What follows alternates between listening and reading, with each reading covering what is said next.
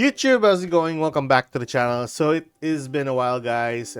It's been a long while. This video is very late already. Nonetheless, we are still going to tackle Super Quantum. Technically, the Super Quantum is a deck that revolves around like Power Rangers, and then you summon their extra deck monsters, which are their Zords, and then moving up into their boss monster, which is the combined forces of the XZ monsters, the Super Quantum Mech King Great Magnus.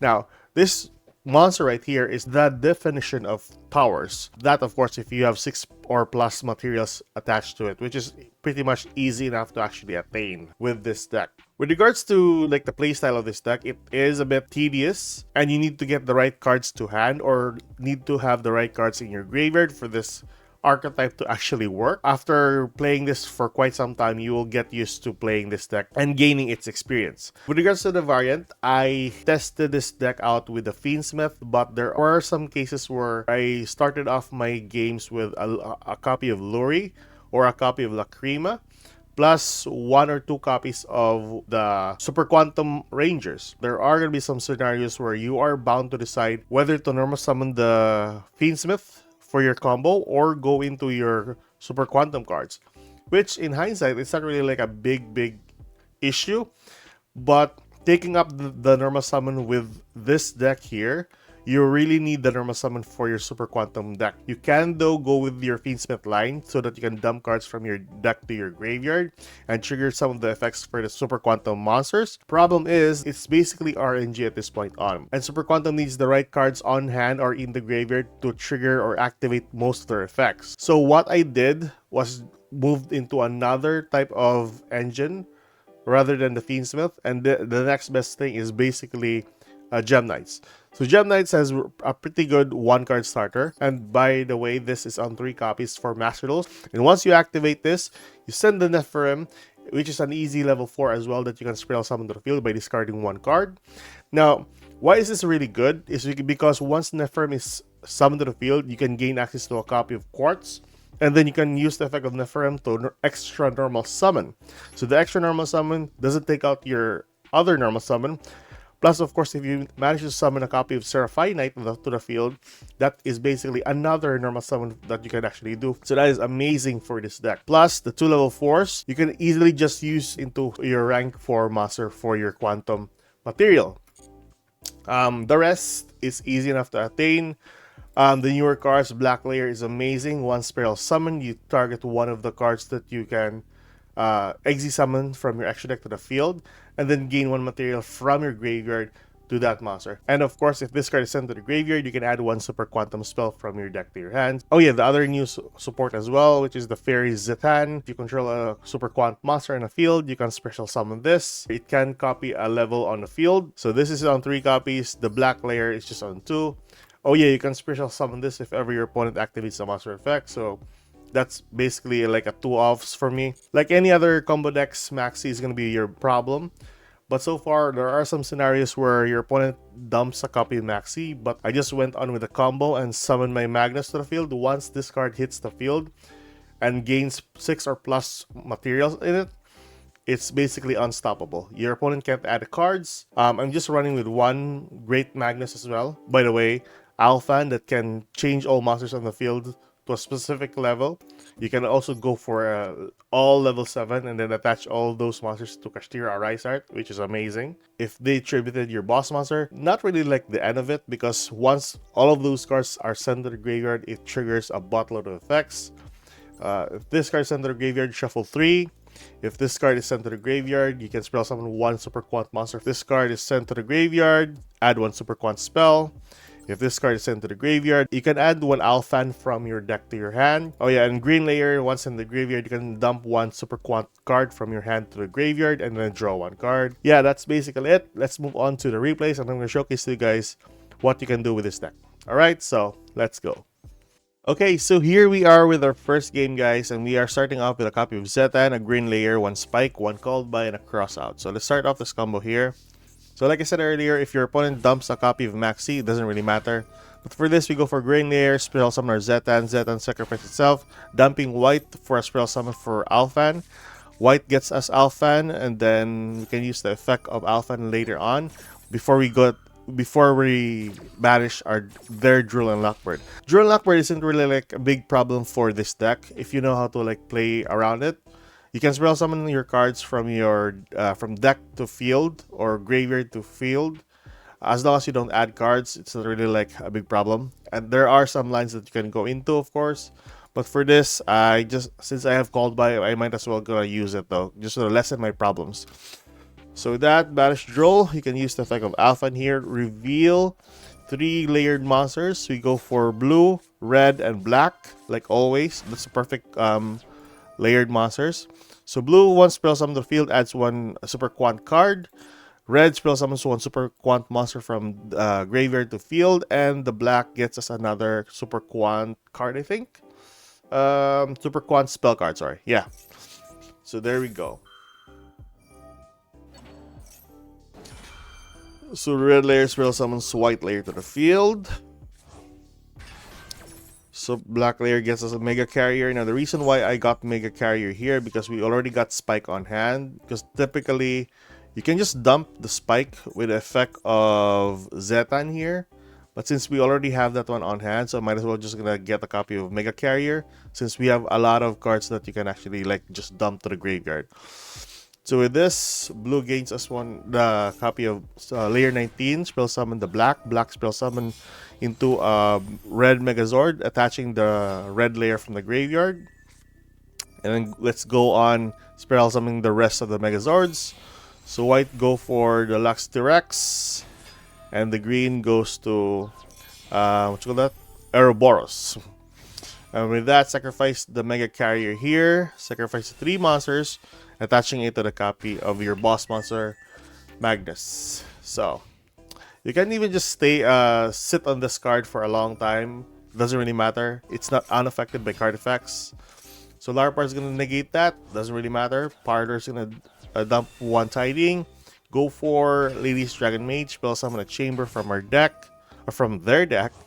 Use the effect of Tiding. Spell summon their Parlor from hand. Going for Striker Dragon next. And then going for Churmba, spell summoning 1 from the graveyard to the field. Going for battle, swapping the Churmba from the graveyard. And trying to attack. I know that they can't go beyond 3600, but they're just going to destroy my blue layer, which is not really a problem. Spinning back like 3 cards in the graveyard. Main phase 2, they're going to go for Seals next. And then going for a copy of Sky Crisis here. Trying to remove the monster in the field, which is unaffected. And phase, during my standby phase, we summon a copy of Shio here. And luckily we got Zetan on hand, which is pretty good. So Shio's on the field there, using the seals. Still doesn't really matter. Parlor's gonna summon it to the field, sending Thick Neck to the graveyard, and going for battle here, swapping that, just destroying every material that he has. There you go. Main phase 2, go for Zetan. Zetan sacrifice itself, dumping red, summoning blue. Red spell summon a copy of Alphan here, and then blue gains us a 1 super quant card. So getting a copy of layer 19. And then spell summoning a body, going into a copy of IP Masquerena. Now the reason why this doesn't like use its effect, because I'm only using 1 copy of each of the Megazords, and so the only one that I can choose in the graveyard is the blue, which I don't want to summon to the field, because in case we might need the other Zords, and then we need extra from the extra deck, so this is the one that I will go into. So yeah, better safe than never. So blue again shuffles 3 cards. So the blue is just perfect if ever you want to, or if you need materials to actually get from the graveyard to your hand. And there you go.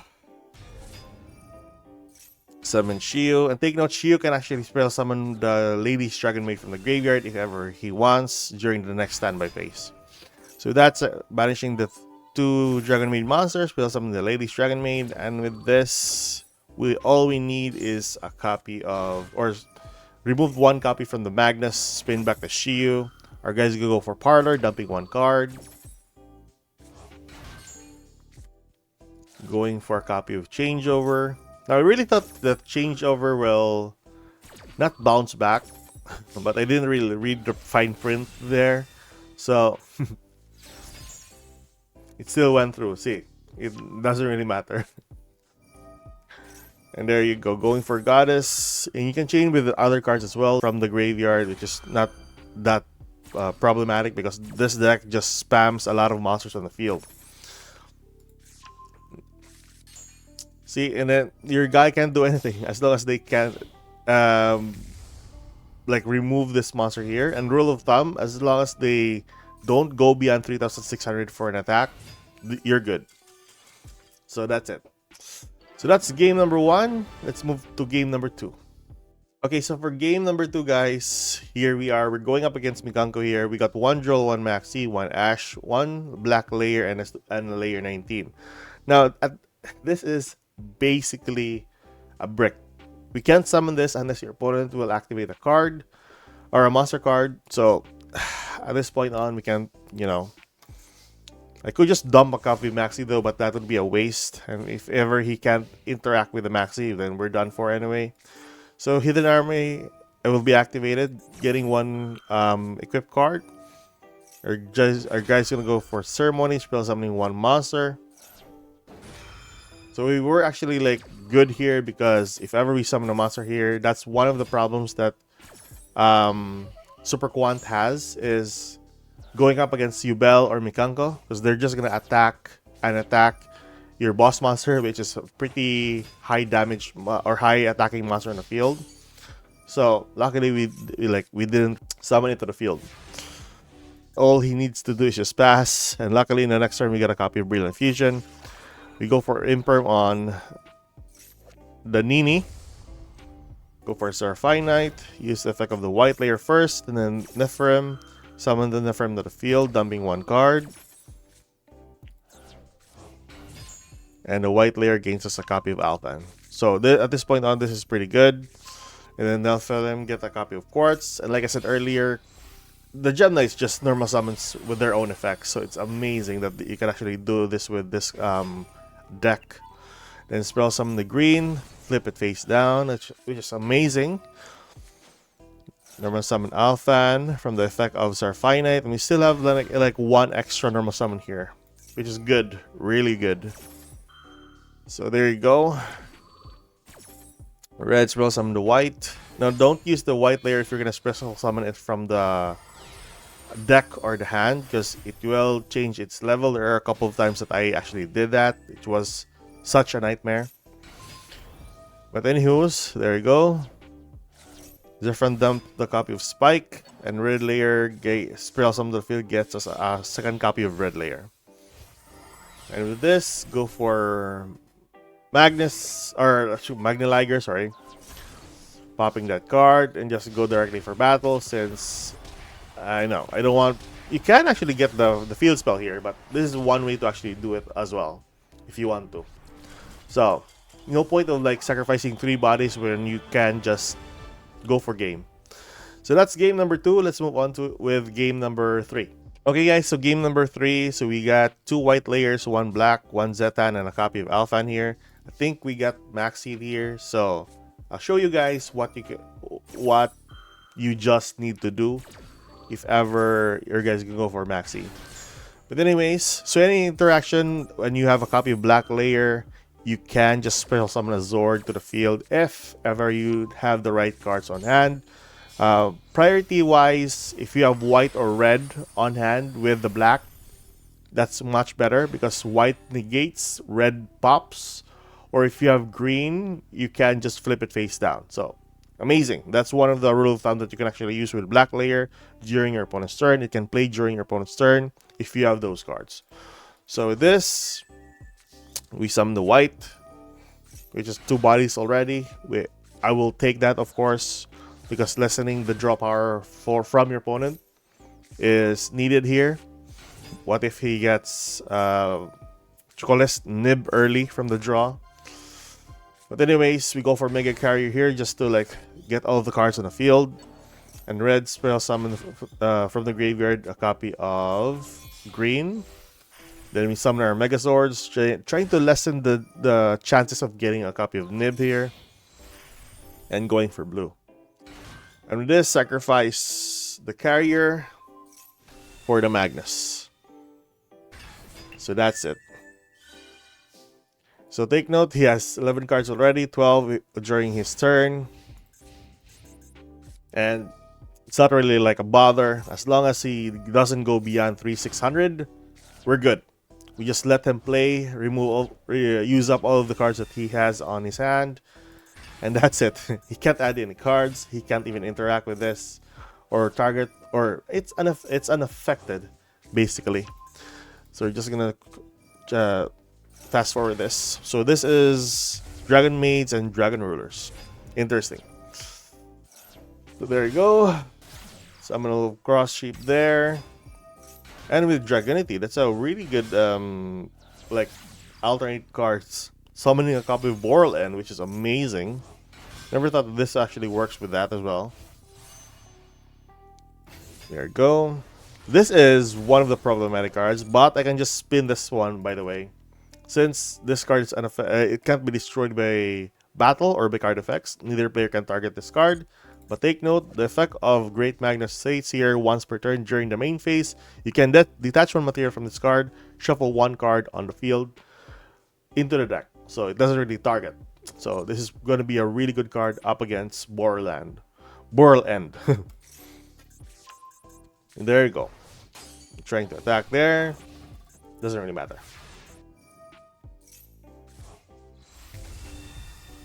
I'm just waiting for like a card that increases this monster's attack here.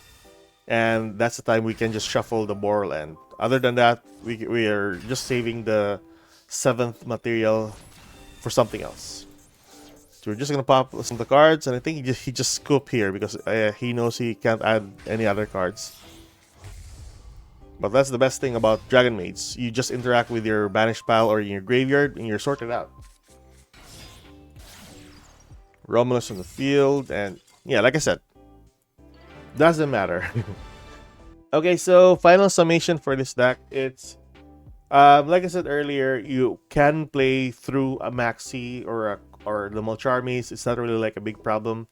One or a couple of downsides for the deck is it can be tributed with some of the Mitsurugi cards. There's one new level 8 Mitsurugi card that uses its own monster and yours as a tribute to normal summon it to the field or special summon. I forgot that name, but it's a newer card. But it locks them into reptiles only.